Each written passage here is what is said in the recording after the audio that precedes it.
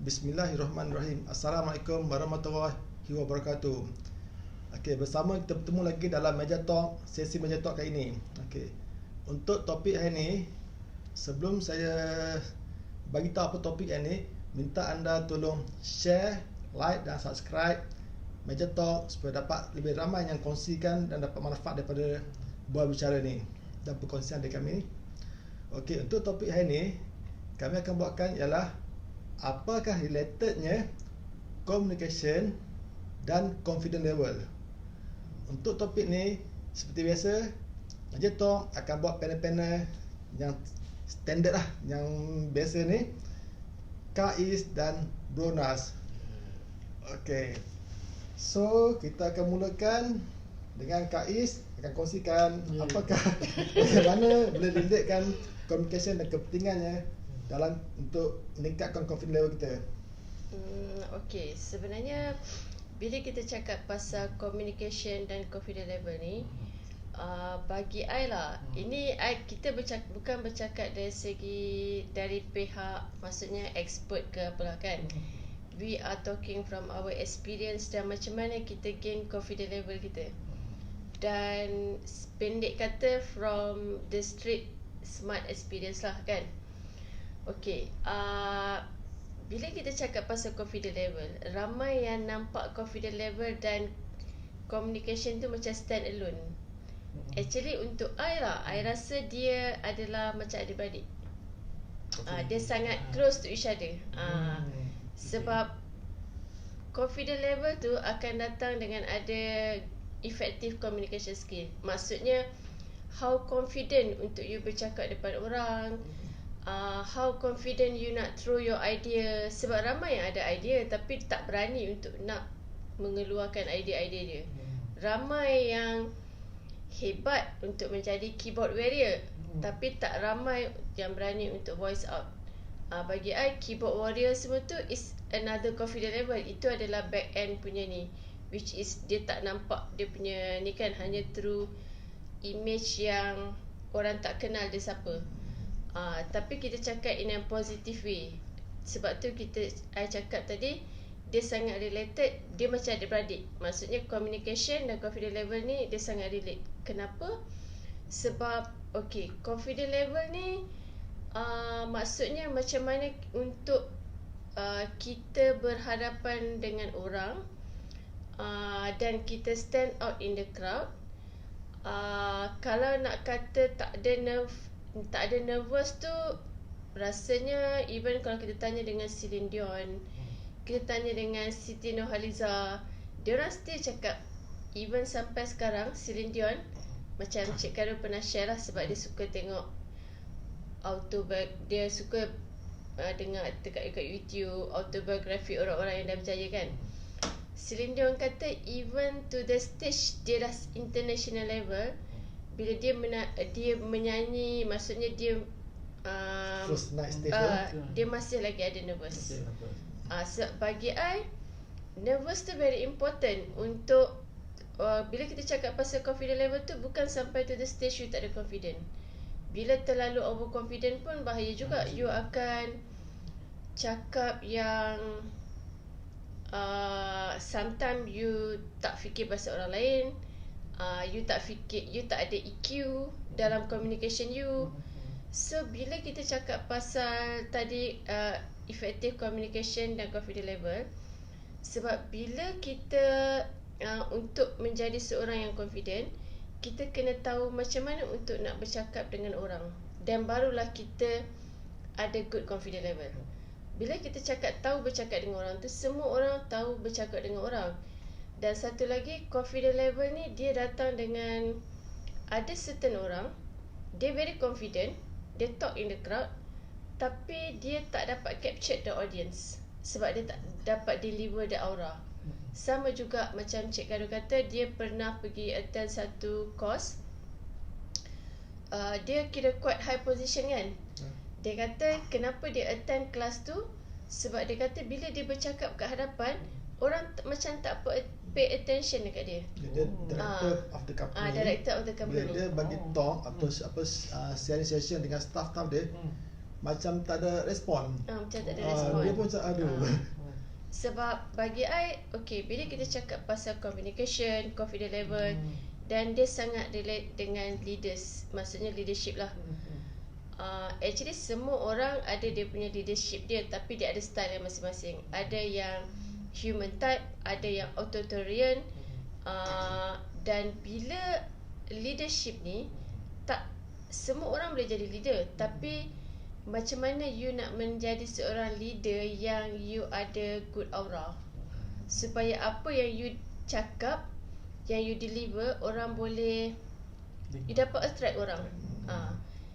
That is comes from communication and confidence level. Confident only tak cukup, you boleh cakap in the crowd, tapi kalau orang tak bagi macam tadi apa, tak pay attention kat you tu, you hanya bercakap macam nothing lah, short sendiri lah kan. So bila itu untuk I lah dari segi pengenalan lah kan. Okay, I tak nak kupas lebih lanjut lagi, nanti I seorang pula cakap kan. Itu dah lebih overconfident kan. Tak, betul. Zaman sekarang ni zaman social media. Social media ni ramai orang lebih bercakap, tapi bercakap bukan guna mulut, guna jari. Pasal guna jauh tak nampak. Kan orang panggil apa? Keyboard warrior kan. Okay, so kita minta Cik Nas sebelum Nas dari segi your perspektif lah about confidence level and communication. The correlation between communication dengan confidence level. Okay, bismillahirrahmanirrahim. Assalamualaikum.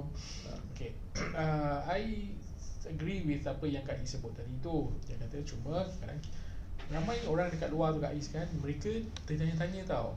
Mereka ada satu tanggapan yang mengatakan bahawasanya sebenarnya the skills of communication ni kan is inborn. Betul, kan? It's an inborn talent. Kau tak boleh lah kau ada talent. Betul. But the actual fact is, katakan that the power ataupun the skill of presentation tadi tu pun, skill of communication tadi sebenarnya it's not inborn kan, it can be built kan. It can be nurture lah kan. It can be nurture kan. So jadi kemudian the second question orang akan tanya ialah yang mana datang dulu confidence level. Kena ada confidence level baru kita boleh communicate, ataupun kita kena communicate dulu ada confidence level kan. Jadi dan juga banyak leaders kan, I think the bosses, managers pun macam saya setuju macam Kak sebut tadi, diorang ada that kind of punya challenges. Yes. Yeah, that kind of problem that when they deliver kan, that nobody is following them. Betul. Kan dia punya aura tak ada, hooking tu tak ada. Betul. Okay, jadi kita kupas, kita tengok mana satu yang datang dulu. Kan, confidence level datang dulu ke communication skill datang dulu. And kata kalau contoh, let's say if kita nak pick up, kata kalau kita dah tahu sebenarnya communication skill tadi tu kita boleh pick up, kita boleh belajar, tapi macam mana kita nak belajar? Apa yang perlu kita belajar? Apa yang skill yang kita perlu polish untuk menjadikan kita punya communication jadi so powerful, supaya orang yang mendengar boleh tertarik dengan kita, dan orang boleh tak tertarik, dan orang boleh ikut kata kita kan. Jadi first kali ialah pertama sekali sebenarnya macam saya sebut tadi, it works hand in hand. Betul. Ya. Okay, first dia tak ada macam dia kata adik-beradik, saya boleh katakan ini adik-beradik apa tau? Adik-beradik kembar seiras. Okey. Bukan adik-beradik tiri lah. Bukan adik-beradik tiri. Kembar siam ni. Dia kembar siam. Dia kena kembar siam. Sebab apa? Satu, kena ada confidence. Okay, confidence level tu ialah apabila you dah tahu, okay, you tahu apa yang you nak cakapkan tu. Okay, dalam masa yang sama, okay, yang kita punya ilmu tadi, dia communication skill tadi tu kita nurture. So apakah ilmu yang kita perlukan dalam communication skill tadi tu? Okay, ilmu, kenapa kita tak confidence? Sebab satu je dia punya sebab dia. Sebab kita tak tahu apa yang kita nak cakap. Betul. Itu je dia punya ni. Dia punya rahsia dia satu je, sebab kita tak tahu apa yang kita nak cakap. Ya. Jadi first kali ialah kita kena buat, kita kena ambil tahu apa yang kita nak cakap tadi tu. Katalah kita ambil topik kita nak topik macam suri-suri rumah tangga, kita dapat topik masak. Betul. Hari ni kita nak belajar masak rendang. Kan? So jadi kadang dia orang tahu nak masak rendang, macam cakap tadi kita macam-macam apa, tapi dia takut, dia nak deliver tadi tu. Betul. Kan? Jadi apa bahan dia? Jadi first kali kena tahu step by step tadi tu.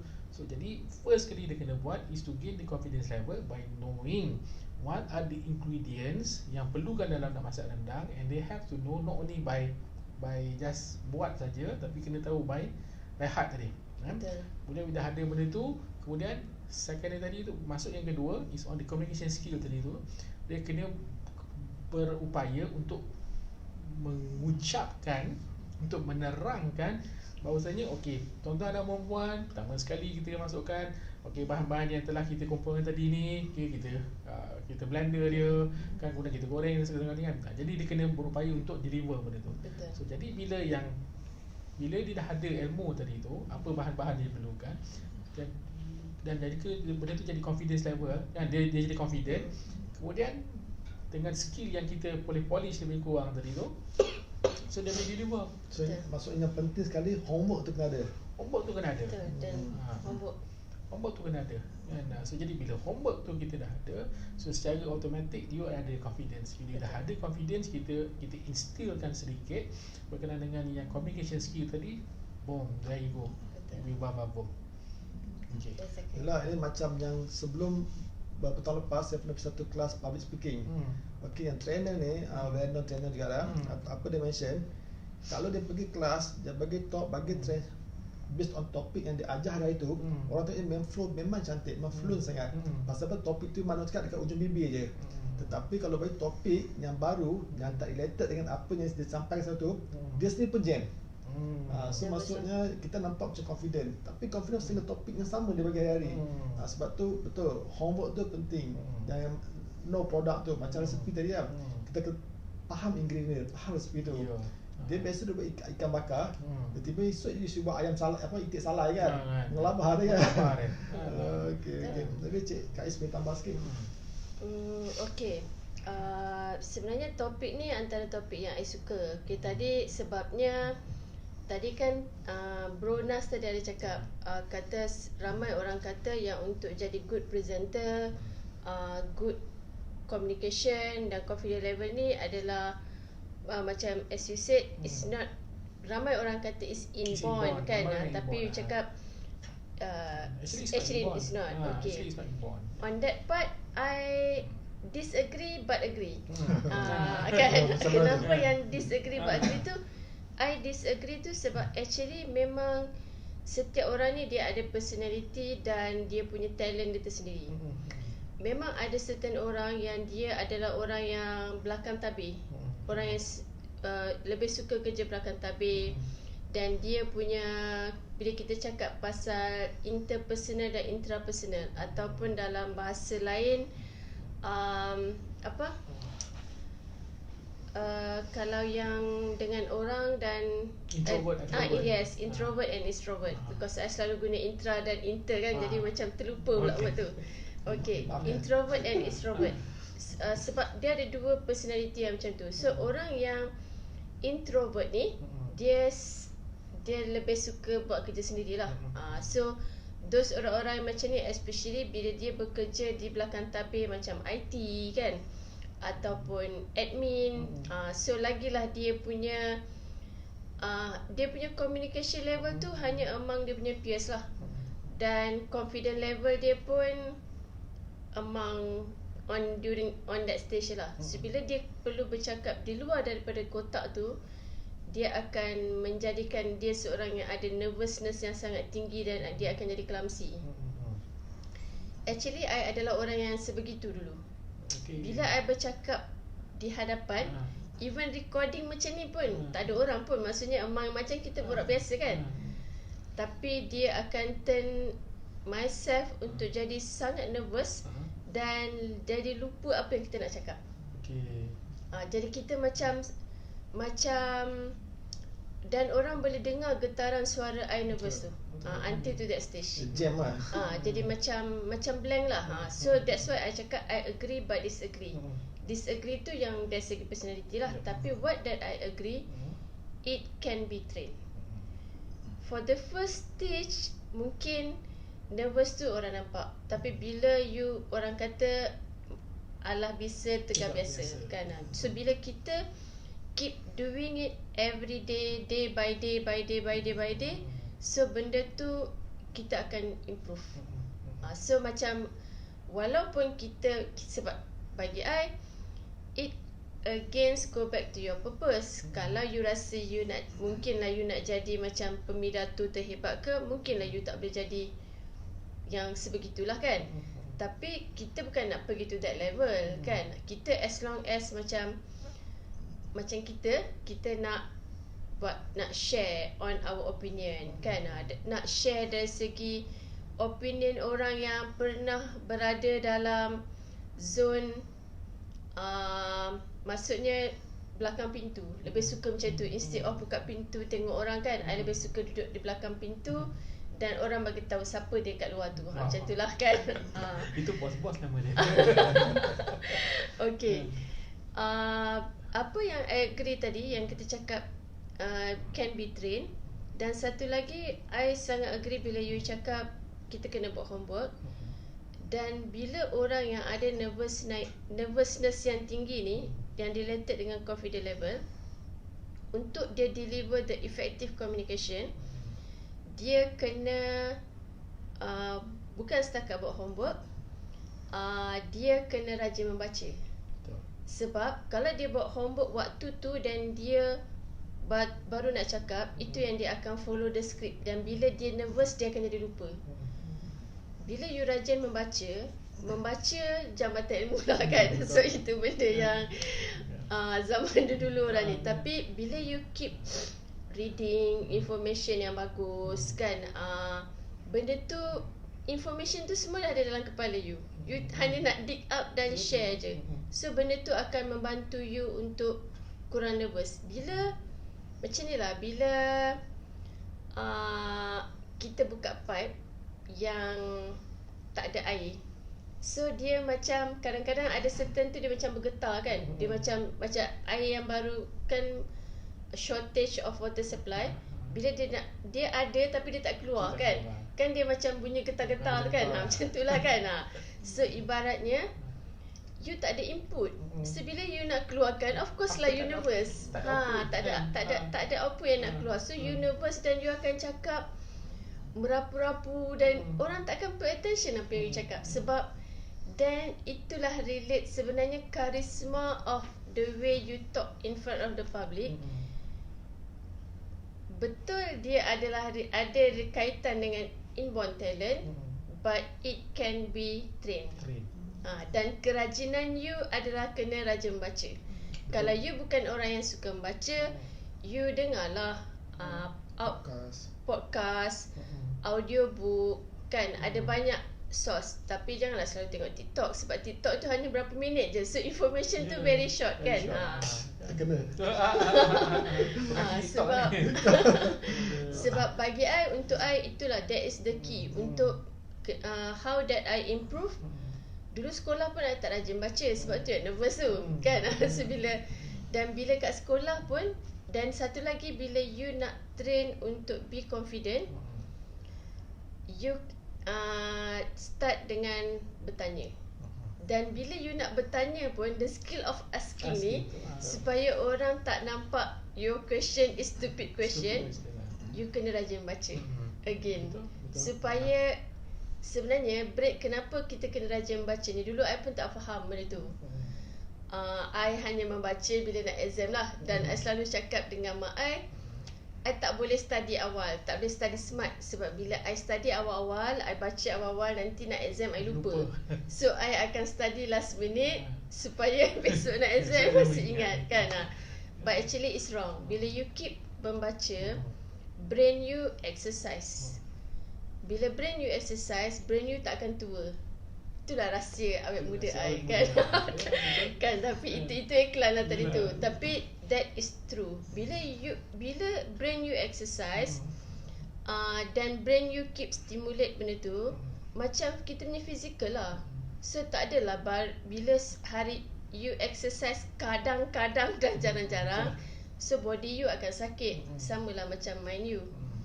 Kalau you kadang-kadang baru nak baca buku, you tak akan ingat. Bila you keep practicing, then you keep your brain working and you keep exercise your brain, so automatically itulah yang orang kata kita akan berfikir di luar kotak.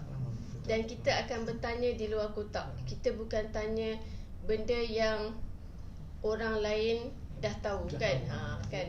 Okey. Soalan. Macam mana kita nak tahu sama ada kita ni intrapersonal skill ataupun interpersonal? Ada extrovert kan. Kita nak tahu. Kadang-kadang orang kata okey dia ni kerja belakang tabir. So dia orang kata extrovert. Tapi sebenarnya itu bukan karakter yang sebenarnya. So macam kita kenal kita punya karakter tu. Okey, sebenarnya walaupun experience you bekerja di belakang tabir atau di depan tabir, tapi you sendiri akan tahu. Kalau you orang yang easily untuk voice out anything that you not happy or not comfortable, definitely you adalah orang extrovert lah. Betul kan? Extrovert means ataupun interpersonal. Tapi kalau you adalah orang yang lebih suka memendam rasa, lebih suka menjaga hati orang lain, kan, itu adalah orang yang interpersonal. Dia lebih everything dia keep kepada diri dia. Dia tak comfortable untuk nak bercakap orang lain. Sebab itulah. Mungkin Bro Nas boleh tambah sikit ya? Bab introvert dan extrovert ni kan dia kata. Kalau kita flashback balik dulu I was the kind of person who prefer to be at the back door. Okay, I thought that extrovert tadi. No, saya introvert dulu. Okay, Sebab okay. apa? Kan? So apa dulu saya being an accountant.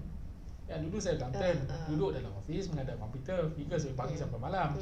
Kan, jadi tak jumpa dengan orang. So jadi kenapa saya memilih kerjaya sedemikian? Sebab apa tau? Sebab saya tak suka jumpa orang. Okay. Tak jumpa. Sebab apabila jumpa orang, kita kena bercakap dengan dia, kita kena cakap ya orang datang ku, dia kata nak cakap apa benda ni kan. Dan kena pula kalau dia keluarkan soalan-soalan cepumas, dia bercerita tentang apa general knowledge lah kan, perkara kita ni macam kan. Jadi itu yang menjadi kekangan waktu tu. Jadi sebab tu saya memilih untuk menjadi seorang accountant. Akan tetapi keadaan berubah di mana pada tahun 98 dulu, bila masa gawat economic crisis recession 98, yang mana keadaan terpaksa yang mana ramai orang berhenti kerja kan, diberhentikan kerja. Jadi bila diberhentikan kerja, sampailah bila kita tak ada option lah waktu tu. Option kenapa? Sebab kita kena jumpa dengan orang kan. Bila kita jumpa dengan orang, jadi sampailah apabila berkasih saya kata okeylah kita buat dia kenalkan dalam kenalkan saya dalam bidang financial services, yang mana bila masuk financial services tu, saya ingat financial services pun back office, tapi sebenarnya financial services ni kita kena bagi consultation pada public. Jadi kita kena jumpa dengan public, kita kena bagi kita punya recommendation solution yang kita kepada mereka. Dia kata what is apakah solution yang ada, apakah program-program yang kita ada kan, program yang mana sesuai dengan dia. So jadi dia memerlukan kemahiran untuk bercakap kan. Kita dah kata cakap. Jadi yang mana kita waktu itu tidak suka bercakap dan tak suka jumpa dengan orang pun, jadi benda tu akan menjadi masalah kan. Jadi suka tak suka, kita kena berubah. Bila berubah, itulah kena ada dipanggil ajakan paradigma. Jadi bila ajakan paradigma tu, saya telah ambil satu keputusan daripada menjadi seorang introvert menjadi bukan extrovert saja, tapi hanya untuk berkeupayaan untuk bercakap. Ya, bercakap di depan khalayak ramai, bercakap di orang yang tidak kita kenal, kan, bercakap dengan orang asing.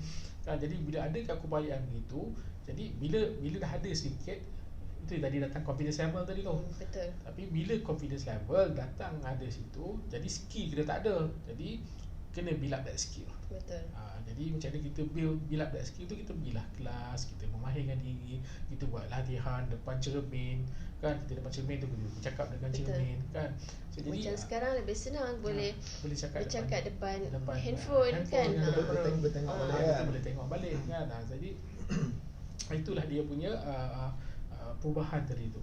Dan saya pun bersetuju dengan apa yang Kak I sebut tadi, ialah apabila sebenarnya kemahiran ataupun minat membaca tu ialah satu elemen yang sangat penting. Betul. Dan yang mana hari ni sekarang ni kalau tengok kata-kata tu, kita rakyat Malaysia ni kita kurang baca. Betul. Kan bila kita orang baca, input tak ada. Betul. Kan? Input tak ada, jadi macam mana kita nak bagi output? Kan? Jadi walaupun orang kata ada juga kata saya membaca juga, tapi apakah you punya sumber ataupun material yang dibaca tu? Isian. pengisian datangnya daripada TikTok, FB, blog lah, apa segala dengan benda-benda ini, benda-benda ni ataupun yang medium-medium misalnya itu, dia kata ini medium yang tidak mendatangkan manfaat. Betul. Yang Short tidak sendiri, yang Dia tidak short ada sendiri. kesahihan. Dia tak ada kesihan ada. satu. Lepas tu dia tidak membantu kita sebagai pembaca tadi untuk meningkatkan ilmu kita perlukan. Betul. Kan? Jadi apakah medium yang kita baca? Macam saya suka baca daripada e-book, kemudian saya ada physicalnya buku, kan sekurang-kurangnya satu harian, paling sikit pun kan. Kalau kita malas lah ataupun kita baru kita nak membina habit untuk membaca tadi tu, paling sikit pun 10-15 minit satu hari. Betul. Kan, jangan baca, kita tolak tepi. Kan, FB kita tolak tepi, Instagram tolak tepi, Twitter lah, segala benda-benda kita tolak tepi, kita baca physical buku. Betul. Jadi untuk menarik minat membaca buku tadi, kita cari buku, benda yang kita suka, tajuk yang kita suka. Kan, kalau macam yang kalau orang perempuan mungkin dia boleh start baca buku berkenaan dengan fashion. Ada yang suka berkenaan dengan yang interior design. Kemudian kita suka resipi masakan. Resipi masakan. Kemudian kita boleh tengok cerita-cerita berkenaan dengan wanita-wanita yang berjaya dalam bisnes. Banyak ada kan. Autobiografi kan. Jadi sama juga macam orang lelaki kan. Orang lelaki you boleh baca start dengan sumber bacaan apa topik yang you boleh mulakan.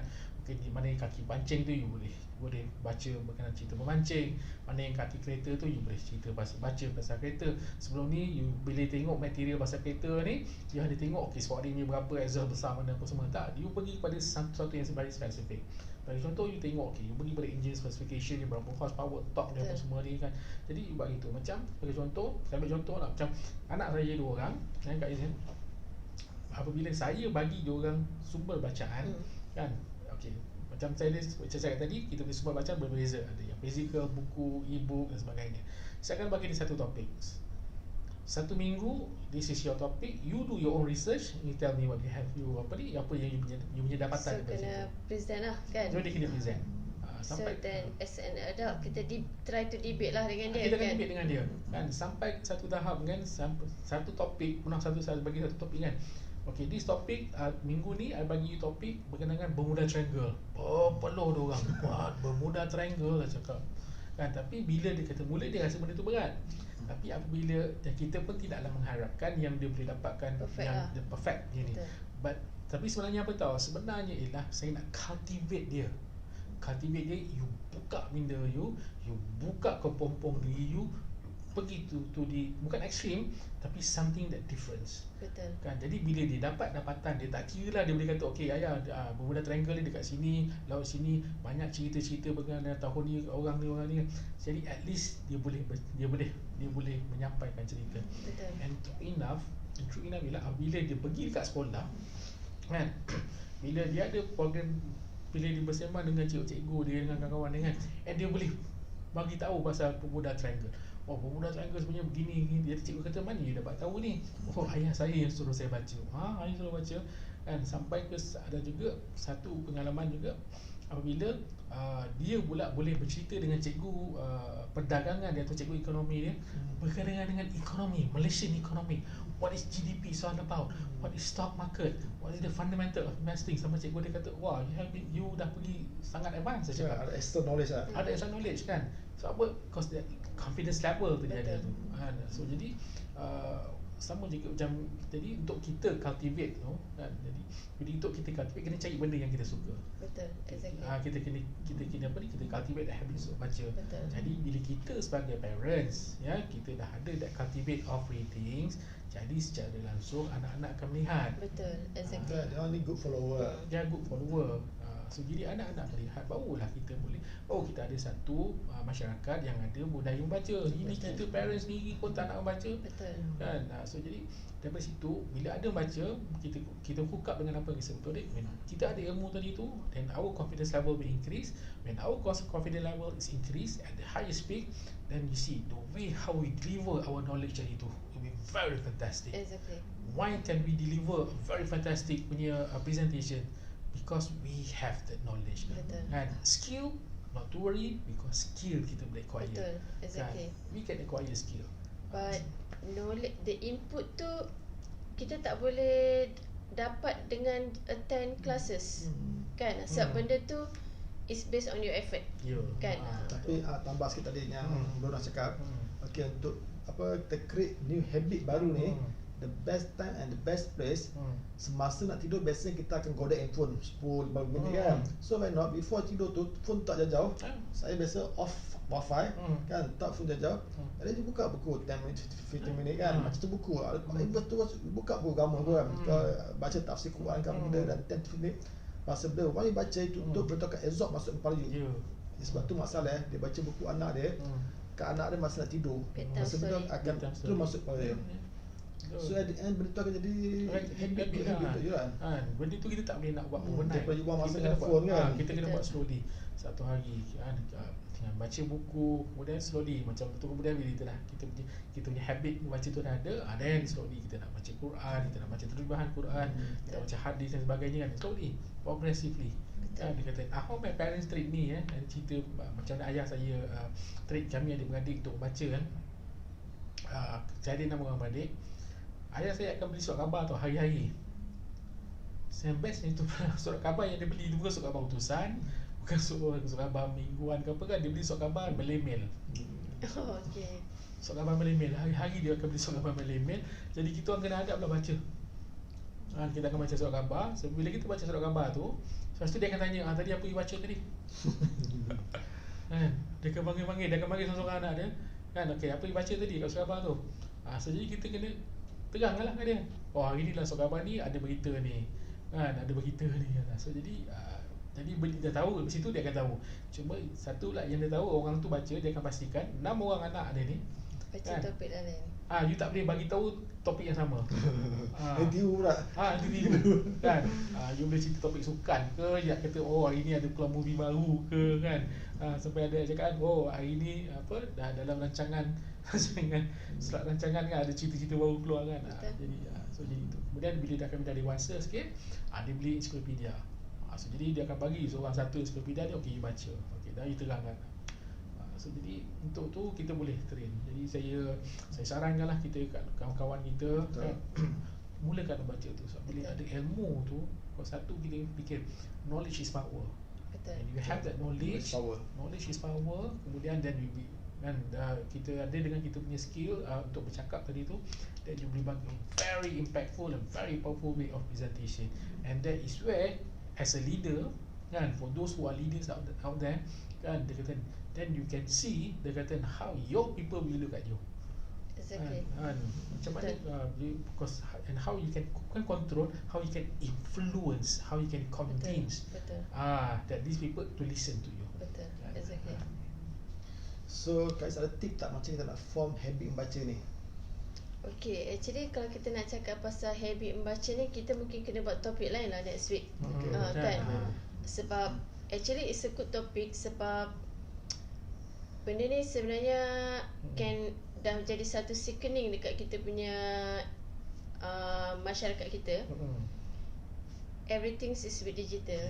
So bila digital, betul, digital is very, transformation of digital tu is very important. But yang traditional pun kita still kena stick on that. Dan gunakan digital tu untuk form the habit, maksudnya the good habit tu from digital, bukan yang the bad habit. So I tak nak answer exactly you punya question tu. I akan simpan jawapan tu minggu depan. Okay, tapi apa yang I nak cakap tu again lah, macam I pun bukan orang yang suka membaca dulu.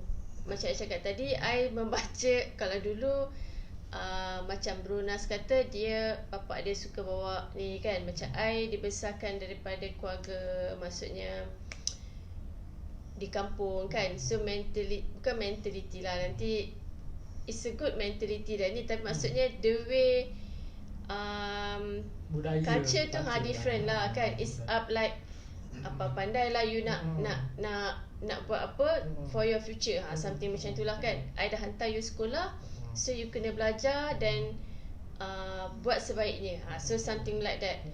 Tapi benda tu untuk I lah, I punya interest untuk membaca tu is happen bila I dah kat universiti pun tak ada lagi. Bila I dah mungkin dalam mid 30s, bila I realise I punya ni macam empty. Si. So bila kita bercakap dengan orang, kita bercakap yang knowledge yang bagi I Kosong. Dan bila I dah berjumpa, I suka berkawan dengan orang yang lebih maturity, maksudnya maturity level tu lebih mature daripada I lah, sebab I suka gain experience daripada orang.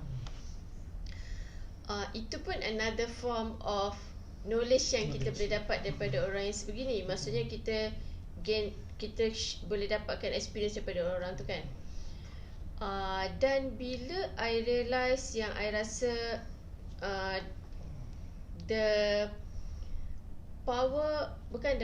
confident level tu perlu ada, sebab the changing of time tu, we do not know what will happen. Hari ni kita mungkin as an accountant, you tak perlukan communication skill yang power, but kita hidup ni macam roda, kita tak tahu apa yang akan happen. The most important is skill kita tu yang akan bawa kita untuk kita nak change career.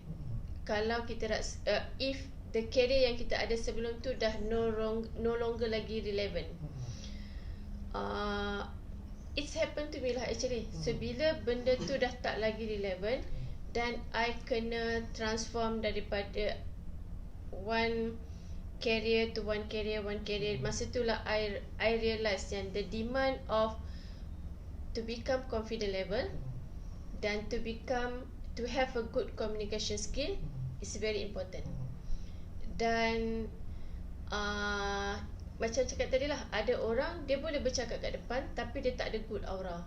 Dan good aura tu bukanlah datang sebab orang tu cantik, sebab orang tu kacak, orang tu pakai branded item. No, bukan actually it's come from your mind. From your mind deliver apa yang you cakapkan. Untuk I, apa yang you cakap, untuk you nak dapatkan good aura dan capture people attention, first is your knowledge. Second, you kena understand siapa you punya audience. Dan kedua, dan dia relate dengan EQ. Maksudnya you kena, apa yang you cakap tu, you kena ada empathy, dan you kena ada, orang kata, sense of understanding yang benda tu sensitif. Itu yang kadang-kadang generation sekarang tak ada. Outspoken lah. Diorang tak ada sensitivity untuk understand, oh this thing we not supposed to talk in front, in the public. We not supposed to discuss during the meetings yang besar. It just perlu one to one. It's not supposed to be discussed in the social media. Benda tu yang tak ada sekarang. The sensitivity tu.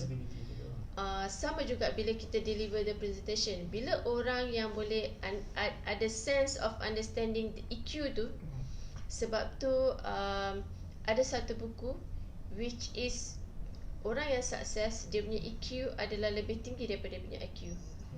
It's true. Sekarang berapa ramai orang yang pandai, berapa ramai yang orang boleh dapat 8A, 9A, 12A, tapi berapa ramai yang boleh survive untuk kerja di luar sana dan ada good aura untuk jadi good leader. Ramai yang jadi leader based on power, but don't have good leader yang boleh influence orang, yang boleh buat orang suka dengan dia dan orang attracted dengan dia. Ada good aura. Good aura. I selalu cakap, kadang-kadang bila kita tengok TV atau kita jumpa orang, I selalu cakap dengan Cik Karun, orang ni tak handsome, orang ni tak cantik, tapi dia ada good aura. Sebab satu, hanya bila kita cakap pasal communication semua ni, communication dan confidence level itu macam Cik cakap tadi lah, itu adalah adik-beradik kembar. Tapi sebenarnya dia ada intipati yang lain untuk meningkatkan dia punya aura. Satu, you punya knowledge tadi lah. Satu tadi, you kena deliver with EQ. Knowledge tadi related dia punya IQ. Dan satu lagi, sensitivity. Dan you punya appearance. Kalau you pakai tak attracted, bukanlah, bukanlah kata appearance tu kena dengan personality you lah, kan.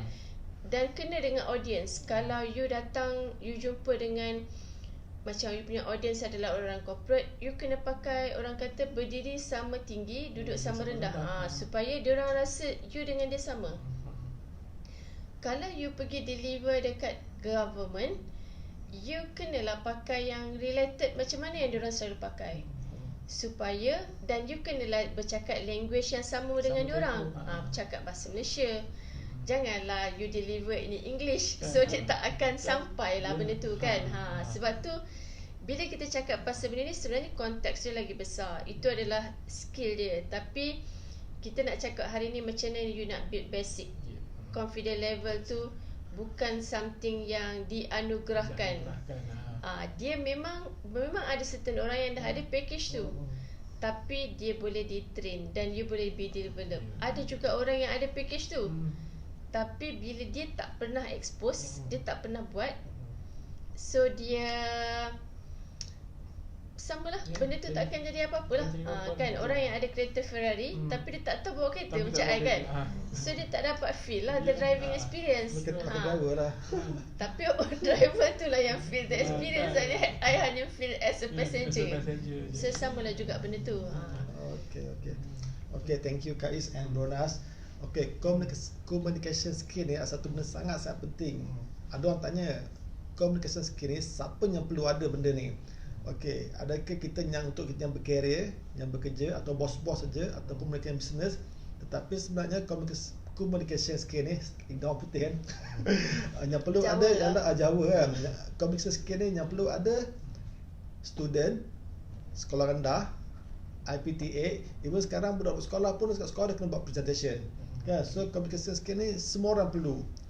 So untuk kita kupas lebih lanjut berkenaan dengan communication dan public speaking ni, insya-Allah tunggu untuk kita punya next topic. So untuk hari ni setakat ini saja. Okay, thank you Bronas and Kak Is. Assalamualaikum warahmatullahi wabarakatuh. Waalaikumsalam.